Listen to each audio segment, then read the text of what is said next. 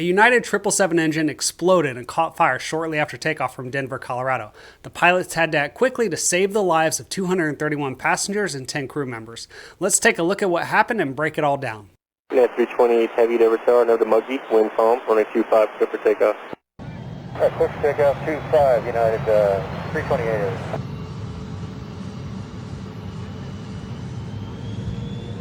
United 328 heavy, downside departure, have a good day. New departure, United 328 heavy, model.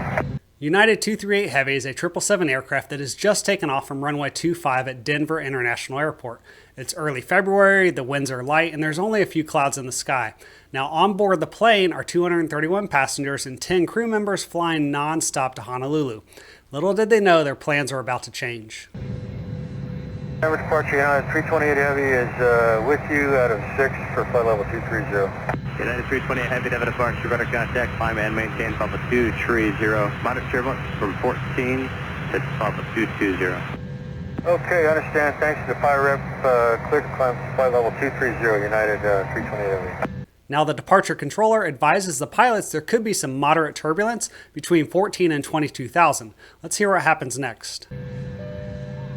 Denver departure, United 328 heavy, we experienced an engine failure, need a turn.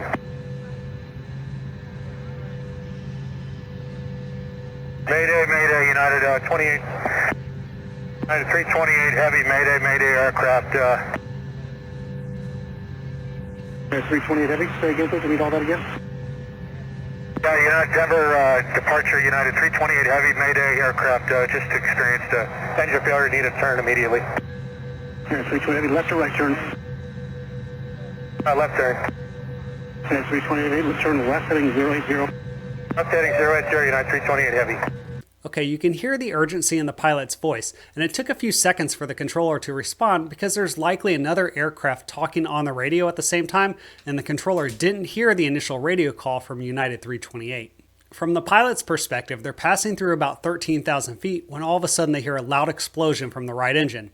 Now, even though 13,000 feet might seem like a safe altitude, remember, they just left Denver and they're heading west, so they've got 14,000 foot mountain peaks not too far away. Now, in a situation like this where you have an engine that just exploded and is on fire, the pilots have done a really good job of flying the plane first, meaning they've avoided the threat of the mountains in front of them, and likely at the same time they're executing the memory items from the checklist to basically put out the fire and shut down the motor. At this point, the pilots have no idea what caused the fire. All they know is they need to get that aircraft back on the ground as soon as possible before things get worse. Pilot's discretion, maintain 9,000. Okay, descend and maintain 9,000, United 328 heavy. United 328 heavy, you want us straight into runway 7? At immediate, we need to, let's go ahead, we need to run some checklists. Okay, United 328 heavy, roger, just let me know what you need to do. If you want to hold for left turns, let me know. Very good, United 328 heavy. Okay, so United 328 had just taken off from runway 25 headed west, and the controller asked them if they want a straight-in approach to runway 7. So that's the same runway, just facing the opposite direction. Now this makes a lot of sense because it definitely would be the fastest way to get the aircraft back on the ground, but the pilot acknowledges that they still need to run some checklists first. There's a couple of reasons for this. First of all, even though one engine is shut down, there's still another good engine working just fine, and the plane is perfectly capable of flying with just one motor. And the fire that you're seeing is likely due to a ruptured fuel line. So right now, there's not really anything the pilots can do about that, and the situation is essentially under control. So the pilots likely just want to take a minute, take a deep breath, and make sure they've done everything according to the checklist.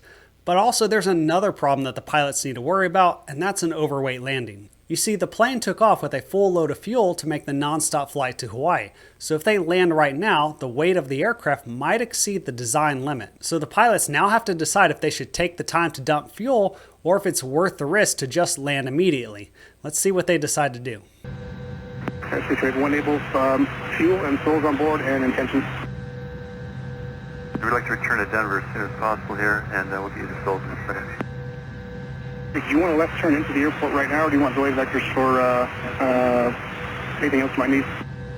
We'll need delay vectors. We need to still run a few checklists and get some landing data.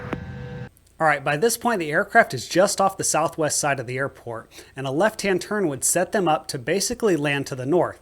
Now Denver has 6 runways, and 4 of those are oriented north-south, and one of those is 16,000 feet long, while the others are 12,000 feet. So that's plenty of concrete, even for a heavy 777. Now that's why the controller asked them if they want a left turn into the airport now, basically so they can land to the north. Obviously the pilots want to land as soon as possible, but they also don't want to rush the situation and try to land before they get everything set up and are ready to go. So they do a really good job here, in my opinion, of basically taking a deep breath, and even though they know they can make a quick turn and land and this whole thing might be over, they go ahead and tell the controller that they still need a few minutes to run some checklists and get their landing data, which goes to the point I made earlier about the overweight landing. Okay, I'm just going to keep you in that jet heading there, left turns all the way around the aerodrome, and whatever runway you line up for and you want, just let me know and we'll make it happen. So the controller is going to clear all the other traffic out of their way, and he tells the pilots that he's going to keep giving them headings to fly a left-hand circle around the airport, so that way they can just turn towards the airport and land anytime they want. United 328 Heavy, 1 able, fighting 050. 050, United 328 Heavy. Now, what's the runway you're planning for 328 Heavy? Yeah, 328 Heavy, you can have any runway you like, so just let me know. Keeping you wide there if you want to go into the west runways, or I can take you up to the north and take you to the south runways. It's really your call. Closest runway will probably be runway 26. You can tell now that the pilot's voice is a lot more calm on the radio because things have settled down a bit, and chances are the captain even had a moment to make a PA announcement to let the passengers know what's going on and what to expect. Now the pilots asked the controller what runway they should expect because they want to verify if the controller is trying to set them up to land on a specific runway. Because if he is, then the pilots can go ahead and take that information and put it into the flight management system on the aircraft. However, again, the controller does a great job of saying, hey, it's your call. You can have any runway you want, but he also lets them know that runway 26 is the closest. 328, we can take a tighter turn in here. Yeah, 328 Heavy, about 8 miles from draft, turn left heading 290, making at about 7,000, go establish on the localizer, clear ILS approach, runway 26. I cleared your ILS 26, United 328 Heavy. Okay, so we never hear on the radio the pilot specifically request to land on runway 26, but when they say they're ready to turn left towards the airport, based on their position, which is to the southeast, the controller knows they're most likely wanting to land on runway 26, and so that's why he immediately clears them for that approach. Now the pilots have handled this situation fairly quickly while not rushing themselves too much. Remember, this is an engine fire where the engine has been shut down and there's still one good working motor. If this had been a cargo fire, the pilots might have considered landing on runway 7 or even landing to the north, because a cargo fire has the potential to be a much more dangerous situation. And I've actually got another video on my channel about a FedEx cargo fire in flight that you can watch afterwards. But for now, these United pilots are doing everything right. However, let's see what happens next. United 328 Heavy, Denver Tower, wind 3609er, runway 26, clear to land, Denver altimeter 2966.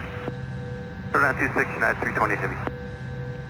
United 328 Heavy, equipment is standing by your discrete frequency. When you land and roll out, you talk to the personnel on the ground is 120.15. All right, 2015 for United 328. The controller just did something really important. Not only has he coordinated for the fire and emergency vehicles to be standing by for when the plane lands, but he also tells the pilots the frequency they can use to talk to those vehicles, so that way there's no delay after they touch down. United 320, have you plan a full stop on the runway, and then the personnel will come in and check out your aircraft, and then we'll get you moving from there. Okay, full stop on the runway, United 320 Heavy. Unfortunately, there's no further audio of the incident, but what you need to know is that the reason the engine exploded had nothing to do with turbulence. It basically boiled down to metal fatigue in one of the engine fan blades that caused it to break off and hit another fan blade. The pilot safely landed the plane only 24 minutes after taking off, saving all 241 passengers and crew. And if you enjoyed this video, then be sure to check out what happens when there's a cargo fire on board a FedEx flight, and I'll see you next time on Pilot Debrief.